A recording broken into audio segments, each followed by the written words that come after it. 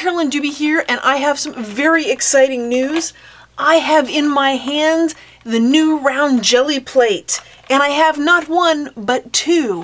One I'm going to get all messy and painty and inky, but the other one is going to be given away in this month's colorful Gelli print party. So a big thank you to Gelli Arts for this, and let's get into it and start playing. So here's this wonderful round Gelli Plate in action. I am putting a thin coat of the turquoise paint on here. This is thin for me at least, because I want this to dry quickly. I'm going to be combining some colors to get a certain effect that I want.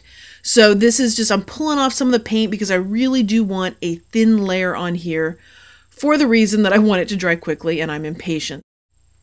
So I've cut out some shapes that look kind of like pieces of a globe. I traced an old globe picture, and loosely, these are not geographically correct, but you get the idea of how they look.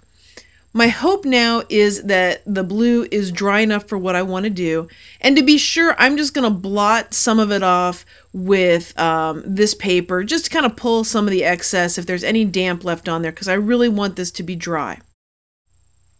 What I'm going to do now that it's completely dry, or as completely dry as I can ever let anything be, I'm going to come in with a darker color and I'm going to put some on there, and this one's not going to be as thin a coat, so I'm actually going to put a little more paint on there because that's not quite enough for what I want to do. Once I've got enough paint on there to make me happy, then as I spread the brayer around, it's going to kind of wake up the dry paint that's under there, but it won't be as awake as the darker blue paint. Then I'm going to take a stencil and put it on top. This one is called Wonky Eyes that I designed for Stencil Girl products. And what I'm doing now is just pressing down gently. This is really just pushing the stencil down everywhere, and it's pulling up a little bit of the paint, but not all of it. So you can see where the stencil pattern is showing up in it now.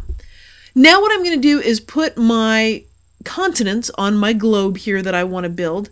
I am doing it the reverse of how it's going to look because when you print it, it does come up the opposite way of the way it looks on there.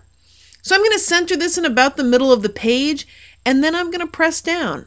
I'm making sure I've got good coverage, good contact everywhere, so I'm really rubbing that around to make sure it's doing what it needs to. And wow, there's a lot of paint on my hands. Anyway, so as I lift this up, I've got my first print, and this gives me my globe. So now it's time for me to add on to my Gelli print. To do this, I'm going to make a mask the exact size of the Gelli print, which is really easy to trace this. You just put it down there and trace it on cardstock and cut it out.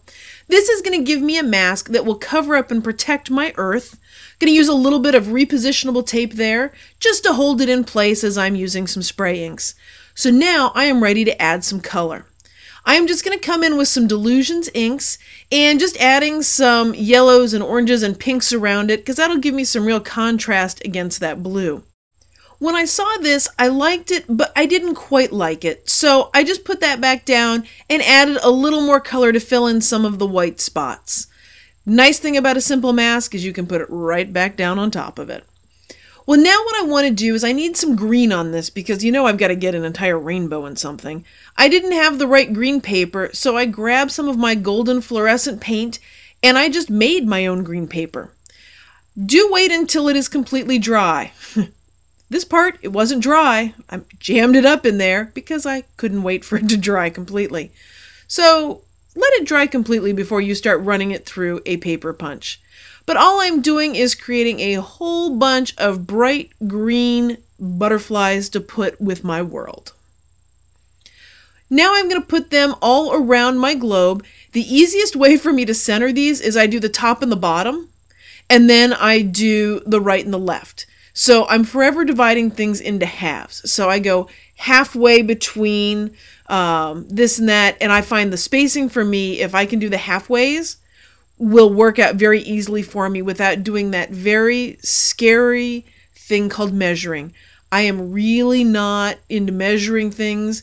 That would explain why I'm not an engineer. That would explain why I'm not a neurosurgeon, because I don't want to measure anything. So anyway, this is the easy way to get things looking centered enough or evenly spaced enough for me is by dividing it in half and then gluing.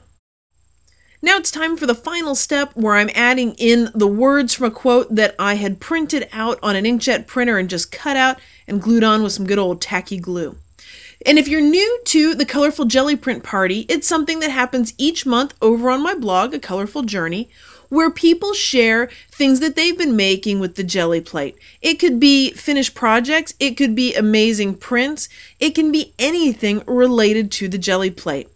There's a link party that's open all month long, so there's no pressure, there's plenty of time to join in, and this month, the more times you join in, the more chances you have to win that round Gelli Plate from Gelli Arts. So take a peek over at it over on my blog, and of course there are links down below in the description to get you to both the party and also to Gelli Arts, where you can find out more about their wonderful round Gelli Plate. Thanks for watching, and if you've enjoyed this video, you know I'd love it if you'd share it.